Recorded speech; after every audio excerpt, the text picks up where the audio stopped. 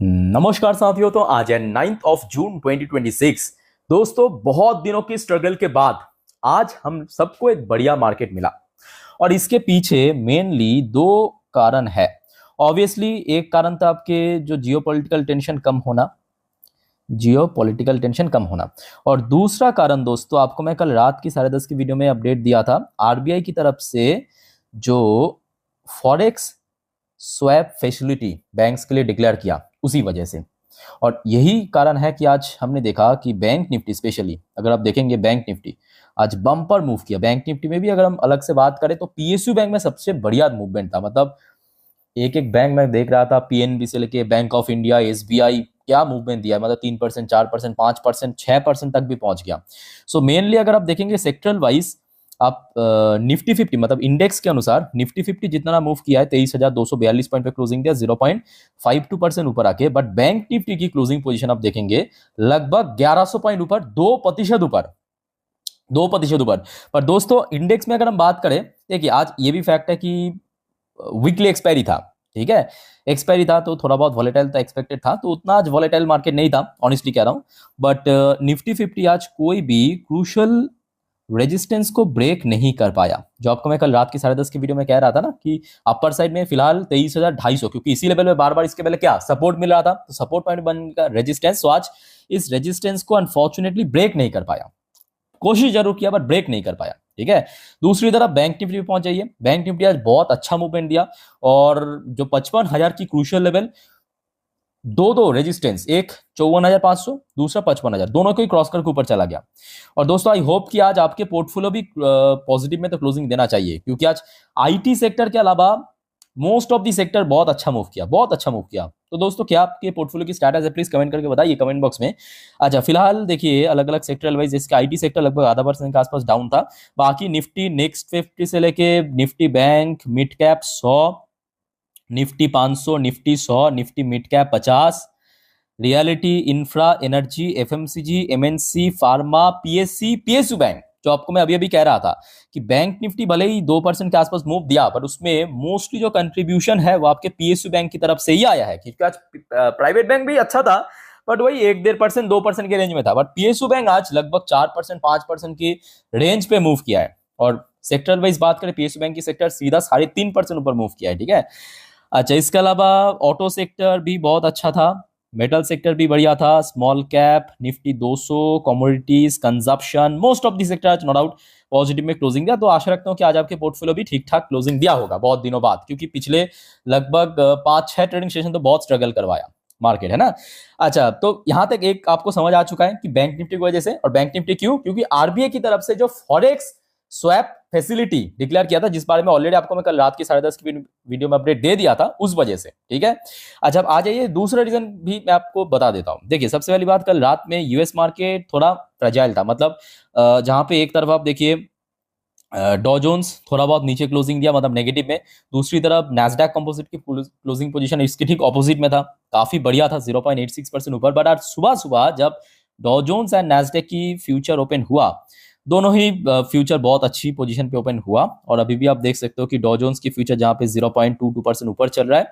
और ये सब हो रहा है आपके जियोपॉलिटिकल टेंशन की वजह से, जो आपको मैं लास्ट डे नहीं, लास्ट 2-3 हफ्तों से बार बार कह रहा हूं कि देखिए आप थोड़ा मेंटली प्रिपेयर होकर चलिए। अगर जियोपॉलिटिकल टेंशन बढ़ा, मार्केट उस हिसाब से रिएक्ट करेगा, अगर घटा तो मार्केट उस हिसाब से रिएक्ट करेगा, ठीक है। नैस्डैक के फ्यूचर भी 0.77% ऊपर चल रहा है। इवन जियोपॉलिटिकल टेंशन थोड़ा बहुत ड्रॉप होने के कारण या थोड़ा कम होने के कारण आज एशियन पैसिफिक मार्केट में मोस्टली अच्छा था। चाहे जापानीज मार्केट की बात करें, टीपीएक्स 500, टीपीएक्स 100, निक्काई से लेके मोस्टली इंडेक्स आप देखिए पॉजिटिव में क्लोजिंग दिया, बहुत ज्यादा नहीं बट फिर भी 1-2% की रेंज में क्लोजिंग दिया है। चाइनीज मार्केट भी आज मोस्टली अच्छा था, चाहे शंघाई की बात करें, शैंगचेन की बात करें, मोस्टली इंडेक्स 1%, 2%, कोई ½ %, कोई 1.5%, इसी रेंज में क्लोजिंग दिया। हांगकांग की मार्केट में आज थोड़ा बहुत वीकनेस था, बहुत वीकनेस नहीं बट थोड़ा बहुत वीकनेस था। वहां की कुछ डोमेस्टिक रीजन भी हो सकता है। बट साउथ कोरियन मार्केट जो हमने लास्ट डे देखा था ना कि एक एक दिन में लास्ट इंटरडे कितना गिरा था, 8% के आसपास गिरा था एवरेजली, आज सब टोटल रिकवर हो चुका है। मतलब एक दिन गिरा, दूसरे दिन पे टोटल रिकवरी देखिए। कॉस्डेक्स 6% रिकवर किया, के आर एक्स 100 9% रिकवर किया, कॉस्पी कॉस्पी की सारे इंडेक्स आप देखिए 8%, 9%, 9.5% करके रिकवर किया। तो लास्ट डे इतना ही गिरा था, आज उतना रिकवर कर गया। इंडियन मार्केट भी मैं कहूँगा नो डाउट आज बहुत अच्छा था, ताइवानिश मार्केट भी अच्छा था।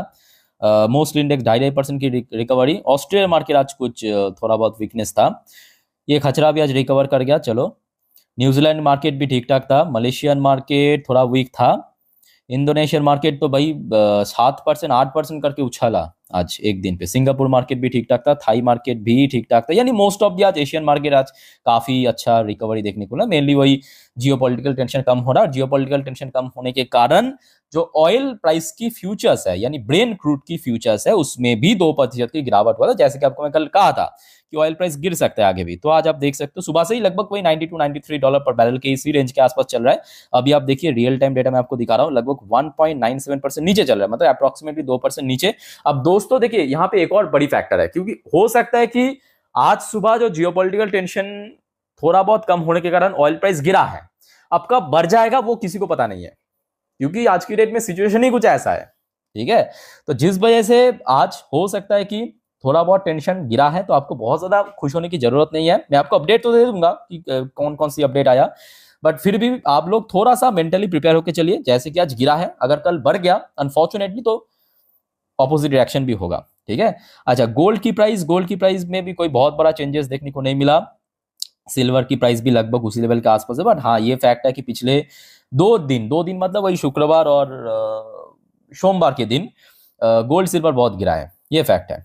अच्छा, इंडियन करेंसी की वैल्यूएशन में ऐसा कुछ बहुत बड़ा रिकवरी नहीं हुआ, मतलब नोटिसेबल रिकवरी कह सकते हो, थोड़ा बहुत हमें मिनिमम लेवल पे एक रिकवरी देखने को मिला ओवरऑल। ठीक है, तो इस प्रकार की दोस्तों मार्केट या इंडेक्स आज सुबह से रिएक्ट किया, जियोपॉलिटिकल टेंशन हो या आरबीआई की तरफ से जो डिसीजन ली उस वजह से। अब चलिए, जो मेन मुद्दा है जियोपॉलिटिकल टेंशन कैसा खत्म हुआ या मतलब कैसा कम हुआ, उसके ऊपर लेके सुबह तक कोई बहुत बड़ा हमले की खबर नहीं मिला, जिस वजह से जियोपॉलिटिकल टेंशन थोड़ा कम हुआ।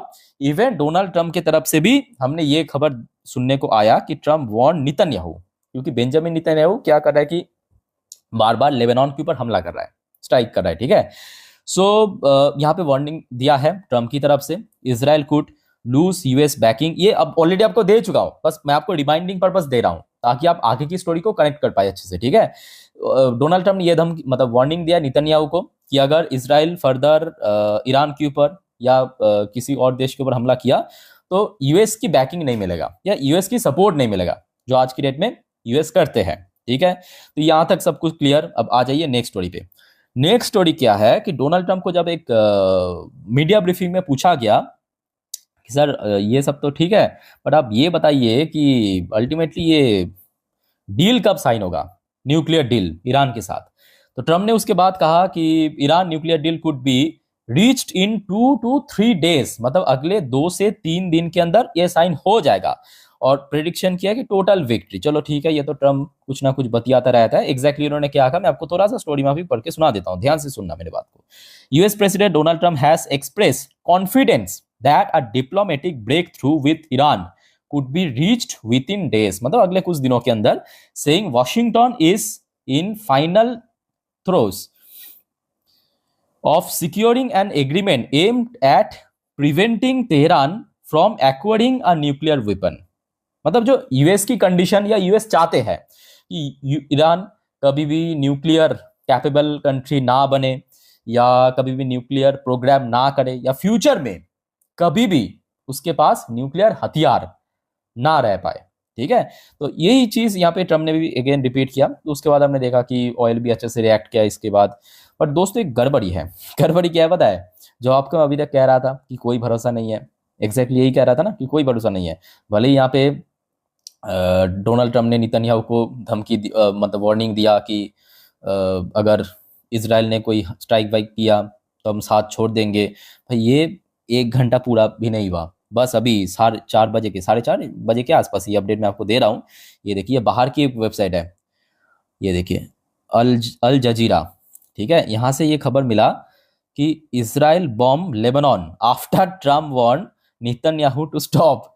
आपको मैं ये अपडेट में दे दिया था, डोनाल्ड ट्रम्प ने वार्निंग दिया नेतन्याहू को, उसके बाद इसराइल ने फिर से बॉम्बिंग कर दिया लेबनान के ऊपर, जहाँ पे वही हिजबुल्ला जो यूएन डेजिग्नेटेड टेररिस्ट ऑर्गेनाइजेशन रहते हैं उसके ऊपर फिर से बॉम्बिंग कर दिया। तो जिस वजह से मैं बार बार कह रहा हूँ कि आप लोग थोड़ा सा मेंटली प्रिपेयर होके चलिए कि ऐसा कुछ फिक्स नहीं है कि मतलब ये वॉर एकदम से रुक गया, थोड़ा बहुत टेंशन कम हुआ तो मार्केट उस हिसाब से रिएक्ट किया। जब टेंशन बढ़ जाएगा फिर से स्ट्राइक होगा, बॉम्बिंग शुरू होगा, तो फिर से गड़बड़ा जा सकता है, ठीक है।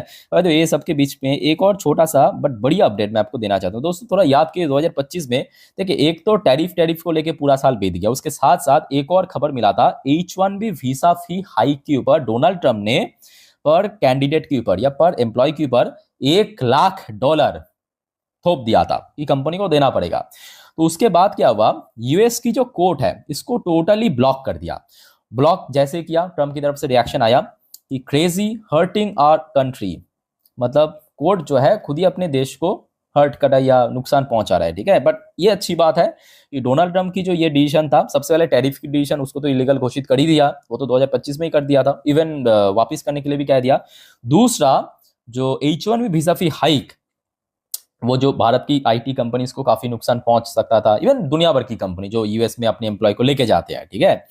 सो उनके लिए काफी बढ़िया ये खबर है क्योंकि उसको भी ब्लॉक कर दिया, ठीक है। तो यहां तक दोस्तों क्लियर हो चुका और कौन कौन सी कारणवश मार्केट आज रिएक्ट किया, आई होप समझ आ चुका। अब चलिए कुछ फॉर्मल पॉइंट मैं आपको दिखा देता हूं, मनी कंट्रोल ने शेयर किया, फॉर्मली चेक करेंगे, ठीक है। तो सबसे पहला जो की फैक्टर मेंशन किया, decline in crude oil price, 100% truth, और आज के डेट में क्रूड ऑयल के साथ ऑब्वियसली मार्केट की डायरेक्टली कनेक्शन है। दूसरा फैक्टर मेंशन किया, फर्म ग्लोबल क्यूज, मतलब सुबह से जो एशियन पैसिफिक मार्केट या डॉ जोन्स नैस्डैक की फ्यूचर काफी बढ़िया मूड में था। Buying in banking share, already आपको मैं कल रात में दे चुका हूं, अभी भी कह चुका हूं कि रिजर्व बैंक ऑफ इंडिया की तरफ से जो अनाउंसमेंट हुआ कि देखिए कंसेशनल फॉरेक्स स्वैप फैसिलिटी ये बैंक्स को मिलेगा, तो जिस वजह से आज बैंकिंग सेक्टर जो है बहुत अच्छे से रिएक्ट किया। वॉलेटाइल इंडेक्स में भी थोड़ा बहुत हमें डिक्लाइन देखने को, कुछ टेक्निकल आउटलुक, ठीक है। होपफुली उसको क्लियर हो चुका है। आगे की जानकारी मैं आपको आगे दे दूंगा, अब देखना होगा कि कब तक ये जियोपॉलिटिकल टेंशन शांत रहता है या कम होता है। मैं तो चाहता हूँ कि टोटल खत्म हो जाए, वॉर एंड हो जाए, है ना, भारत की पॉइंट ऑफ व्यू से या मार्केट की पॉइंट ऑफ व्यू से तो बढ़िया ही रहेगा, मार्केट एकदम से तेजी हो जाएगा। बट जब तक ना ऑफिशियली कुछ एग्रीमेंट पे या कंक्लूजन आ जाए तब तक तो कोई फायदा नहीं है बोलने से, है ना। आगे की जानकारी मैं आपको दे दूंगा, सिर्फ दोस्तों आप चैनल को फॉलो करते जाइए, सब्सक्राइब करके रखिए, और रात की दोस्तों 10:30 की वीडियो और 12 बजे की वीडियो देखने मत भूलना, ठीक है, जिस पर हम नेक्स्ट डे मार्केट प्रेडिक्शन वगैरह सब कुछ कवर करते हैं डिटेल में। सो वाइंड अप करता हूँ वीडियो को, टेक केयर, बाय बाय, जय हिंद।